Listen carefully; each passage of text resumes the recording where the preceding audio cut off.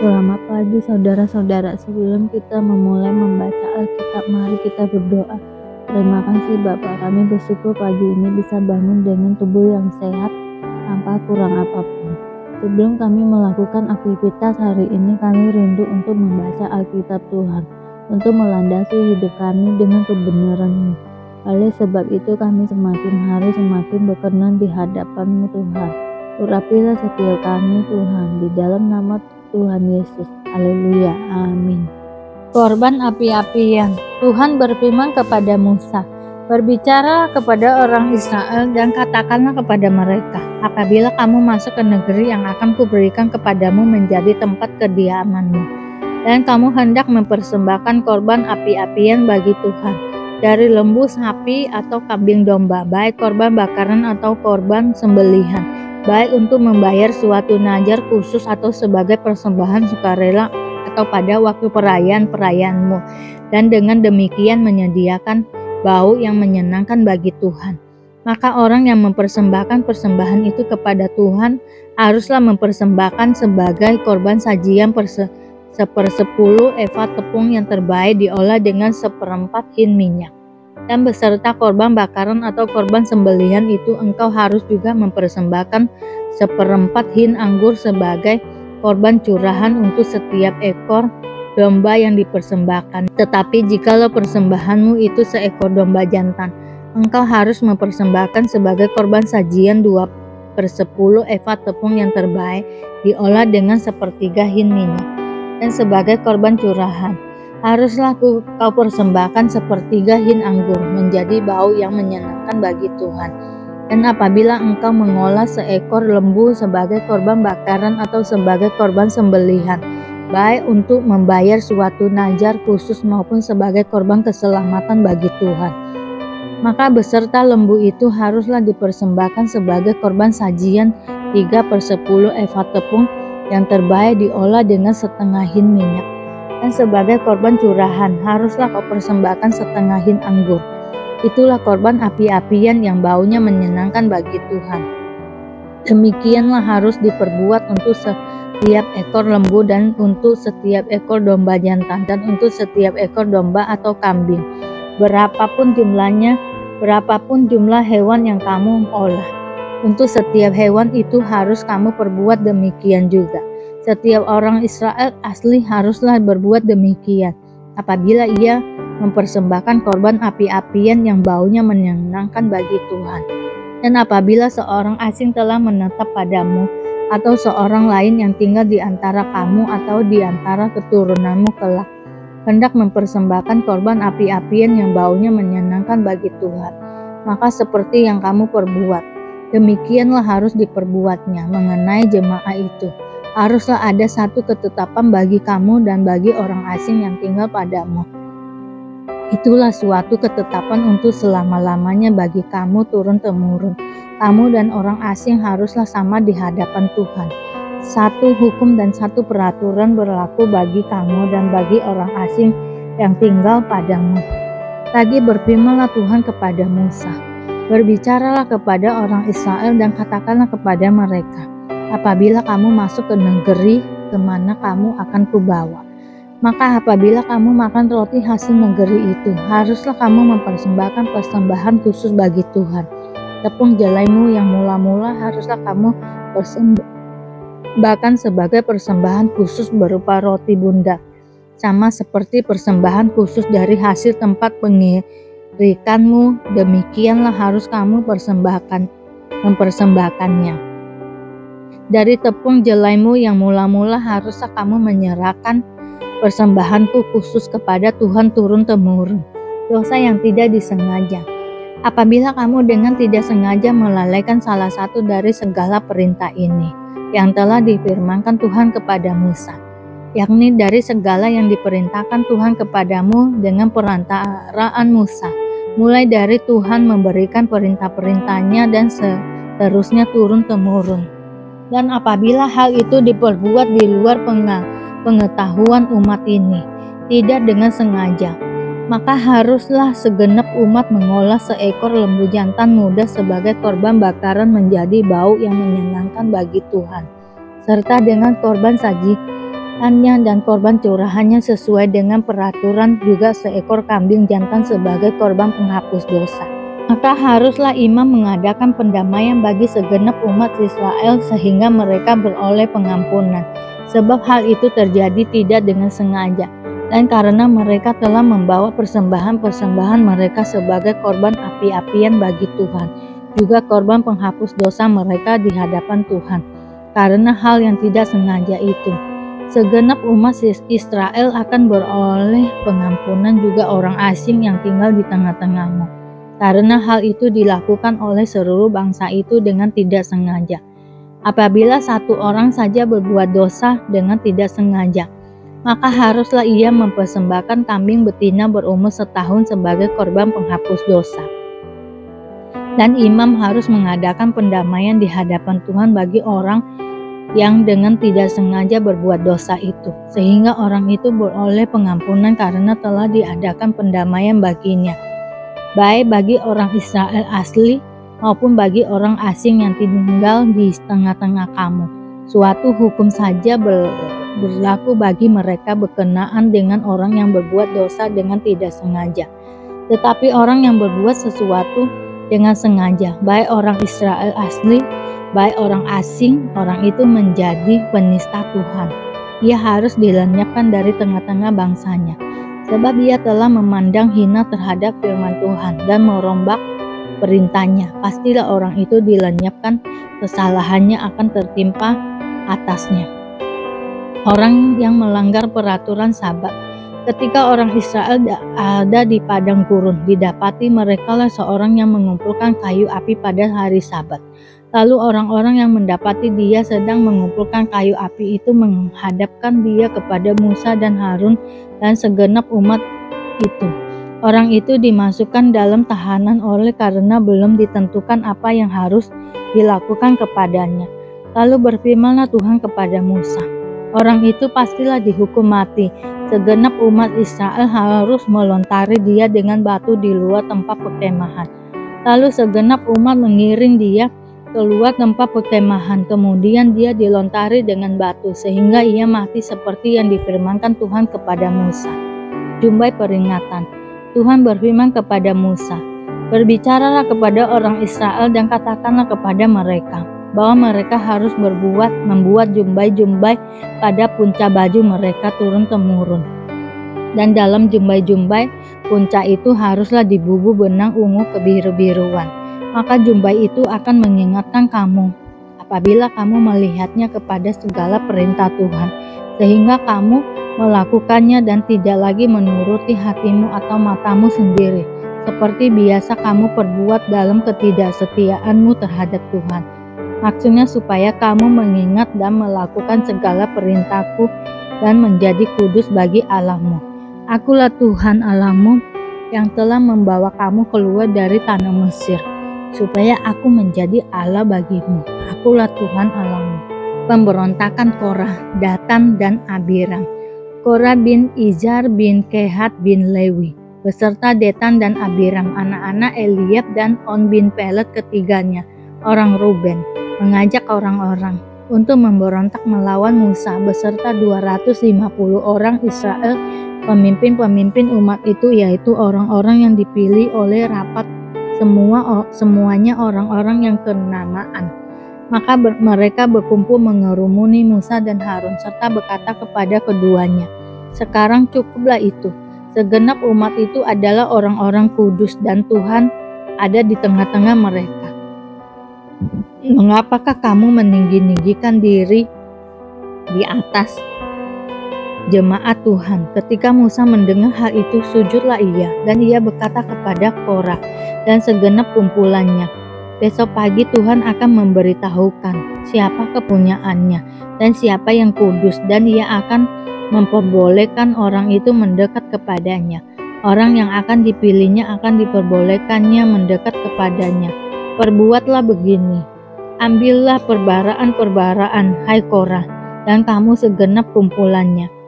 Bubuhlah api ke dalamnya dan taruhlah ukupan di atasnya di hadapan Tuhan pada esok hari, dan orang yang akan dipilih Tuhan dialah yang kudus.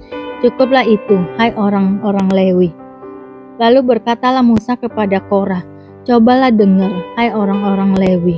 Belum cukupkah bagimu bahwa kamu dipisahkan oleh Allah Israel dari umat Israel dan diperbolehkan mendekat kepadanya, supaya kamu melakukan pekerjaan pada kemah suci Tuhan dan bertugas bagi umat itu untuk melayani mereka? Dan bahwa engkau diperbolehkan mendekat bersama-sama dengan semua saudaramu Bani Lewi, dan sekarang mau pula kamu menuntut pangkat imam lagi. Sebab itu engkau ini dengan segenap kumpulanmu kamu bersepakat melawan Tuhan, karena siapakah Harun sehingga kamu bersungut-sungut kepadanya?"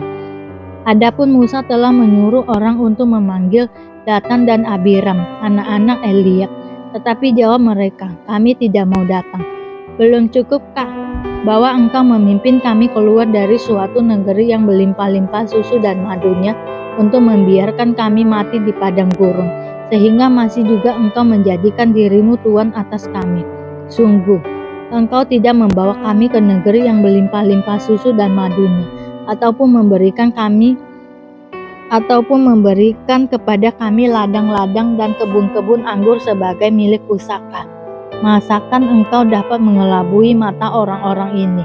Kami tidak mau datang." Lalu sangat marahlah Musa dan ia berkata kepada Tuhan, "Janganlah perhatikan segala persembahan mereka. Belum pernah ku ambil satu ekor keledai pun dari mereka, dan belum pernah ku lakukan yang jahat kepada seorang pun dari mereka." Lalu berkatalah Musa kepada Korah, "Engkau ini dengan segenap kumpulanmu harus menghadap Tuhan, engkau dan mereka dan Harun pada esok hari. Baiklah kamu masing-masing membawa pembaraannya membubuh ukupan di atasnya. Lalu kamu mempersembahkan masing-masing perbaraannya ke hadapan Tuhan. 250 perbaraan juga engkau ini dan Harun masing-masing harus membawa perbaraannya."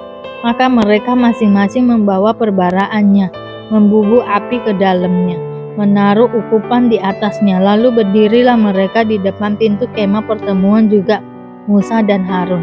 Ketika Korah mengumpulkan segenap umat itu melawan mereka berdua di depan pintu kemah pertemuan, tampaklah kemuliaan Tuhan kepada segenap umat itu. Lalu berfirmanlah Tuhan kepada Musa dan Harun, "Pisahkanlah dirimu dari tengah-tengah umat ini, supaya kuhancurkan mereka dalam sekejap mata." Tetapi sujudlah mereka berdua dan berkata, "Ya Allah, Allah dari roh segala makhluk, satu orang saja berdosa, masakan engkau murka terhadap segenap pengumpulan ini?" Maka berfirmanlah Tuhan kepada Musa, "Katakanlah kepada umat itu, pergilah dari sekeliling tempat kediaman Korah, Datan dan Abiram." Lalu pergilah Musa kepada Datan dan Abiram, dan para tua-tua Israel mengikuti dia. Berkatalah ia kepada umat itu, "Baiklah kamu menjauh dari kemah orang-orang fasik ini, dan janganlah kamu kena kepada sesuatu apapun dari kepunyaan mereka, supaya kamu jangan mati lenyap oleh karena segala dosa mereka." Maka pergilah mereka dari sekeliling tempat kediaman Korah, Datan dan Abiram. Keluarlah Datan dan Abiram lalu berdiri di depan pintu kemah mereka bersama-sama dengan istrinya, para anaknya dan anak-anak yang kecil. Sesudah itu berkatalah Musa, "Dari hal inilah kamu akan tahu bahwa aku diutus Tuhan untuk melakukan segala perbuatan ini, dan hal itu bukanlah dari hatiku sendiri. Jika orang-orang ini nanti mati seperti matinya setiap manusia, dan mereka mengalami yang dialami setiap manusia, maka aku tidak diutus Tuhan. Tetapi jika Tuhan akan menjadikan sesuatu yang belum pernah terjadi di tanah, mengangangkan mulutnya dan menelan mereka beserta segala kepunyaan mereka, sehingga mereka hidup-hidup turun ke dunia orang mati, maka kamu akan tahu bahwa orang-orang ini telah menista Tuhan." Baru saja ia selesai mengucapkan segala perkataan itu, maka terbelahlah tanah yang dibawa mereka, dan bumi membuka mulutnya dan menelan mereka dengan seisi rumahnya, dan dengan semua orang yang ada pada Korah, dan dengan segala harta milik mereka. Demikianlah mereka dengan semua orang yang ada pada mereka turun hidup-hidup ke dunia orang mati. dan bumi menutupi mereka, sehingga mereka binasa dari tengah-tengah jemaah itu. Dan semua orang Israel yang di sekeliling mereka berlarian mendengar teriak mereka. Sebab kata mereka, jangan-jangan bumi menelan kita juga. Lagi keluarlah api, berasal daripada Tuhan, lalu memakan habis ke-250 orang yang mempersembahkan ukupan itu. Tuhan berfirman kepada Musa, katakanlah kepada Eliezer, anak Imam Harun, supaya ia mengangkat perbaraan-perbaraan dari antara kebakaran itu. Lalu hamburkanlah api itu jauh-jauh, karena semuanya itu kudus, yakni perbaraan orang-orang berdosa yang telah membayarkan nyawanya. Kemudian semuanya itu harus ditempat tipis-tipis menjadi salut mesbah, sebab telah dibawa ke hadapan Tuhan oleh orang-orang itu. Jadi semuanya itu kudus. Dengan demikian hal itu menjadi tanda bagi orang Israel. Maka Imam Eliezer mengambil perbaraan tembaga yang telah dibawa oleh orang-orang yang terbakar itu, lalu ditempa menjadi salut mesbah. Itu menjadi suatu peringatan bagi orang Israel, supaya jangan tampil orang awam yang bukan dari keturunan Harun untuk membakar ukupan di hadapan Tuhan, dan jangan ia menjadi seperti Korah dan kumpulannya, seperti yang difirmankan Tuhan kepadanya dengan perantaraan Musa. Tetapi pada keesokan harinya bersungut-sungutlah segenap umat Israel kepada Musa dan Harun. Kata mereka, kamu telah membunuh umat Tuhan. Ketika umat itu berkumpul melawan Musa dan Harun, dan mereka memalingkan mukanya ke arah kemah pertemuan, maka kelihatanlah awan itu menutupinya dan tampaklah kemuliaan Tuhan. Lalu pergilah Musa dan Harun ke depan kemah pertemuan. Maka berfirmanlah Tuhan kepada Musa, pergilah dari tengah-tengah umat ini supaya ku hancurkan mereka dalam sekejap mata. Lalu sujudlah mereka. Berkatalah Musa kepada Harun, ambillah perbaraan, bubuhlah api ke dalamnya dari atas mesbah, dan taruhlah ukupan, dan pergilah dengan segera kepada umat itu, dan adakanlah pendamaian bagi mereka. Sebab murka Tuhan telah berkoar, dan tulah sedang mulai. Maka Harun mengambil perbaraan seperti yang dikatakan Musa, dan berlarilah ia ke tengah-tengah jemaah itu, dan tampaklah tulah telah mulai di antara bangsa itu. Lalu dibubuhnyalah ukupan dan diadakannyalah pendamaian bagi bangsa itu. Ketika ia berdiri di antara orang-orang mati dan orang-orang hidup, berhentilah tulah itu. Dan mereka yang mati kena tulah itu ada 14.700 orang. Banyaknya belum terhitung orang-orang yang mati karena perkara Korah. Ketika Harun kembali kepada Musa di depan pintu kemah pertemuan, tulah itu telah berhenti. Lalu Yesus berkata kepada mereka, kamu semua akan tergoncang imanmu, sebab ada tertulis, aku akan memukul gembala dan domba-domba itu akan tercelai berai. Akan tetapi sesudah aku bangkit, aku akan mendahului kamu ke Galilea. Kata Petrus kepadanya, biarpun mereka semua tergoncang imamnya, aku tidak. Lalu kata Yesus kepadanya, aku berkata kepadamu, sesungguhnya pada hari ini, malam ini juga, sebelum ayam berkokok 2 kali, engkau telah menyangkal aku 3 kali. Tetapi dengan lebih bersungguh-sungguh Petrus berkata, sekalipun aku harus mati bersama-sama engkau, aku takkan menyangkal engkau. Semua yang lain pun berkata demikian juga. Di taman Getsemania, lalu sampailah Yesus dan murid-muridnya ke suatu tempat yang bernama Getsemania. Kata Yesus kepada murid-muridnya, duduklah di sini sementara aku berdoa. Dan ia membawa Petrus, Yakobus, dan Yohanes sertanya. Ia sangat takut dan gentar. Lalu katanya kepada mereka, hatiku sangat sedih, seperti mau mati rasanya. Tinggallah di sini dan berjaga-jagalah. Ia maju sedikit, merebahkannya diri ke tanah dan berdoa supaya sekiranya mungkin saat ia lalu daripadanya. Katanya, ya Abba, ya Bapa, tidak ada yang mustahil bagimu. Ambillah cawan ini daripadaku, tetapi janganlah apa yang aku kehendaki, melainkan apa yang engkau kehendaki. Setelah itu ia datang kembali dan mendapati ketiganya sedang tidur, dan ia berkata kepada Petrus, "Simon, sedang tidur-kah engkau? Tidakkah engkau sanggup berjaga-jaga 1 jam?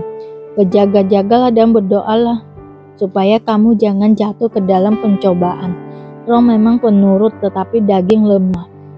Lalu ia pergi lagi dan mengucapkan doa yang itu juga. Dan ketika ia kembali pula, ia mendapati mereka sedang tidur, sebab mata mereka sudah berat dan mereka tidak tahu jawab apa yang harus mereka berikan kepadanya.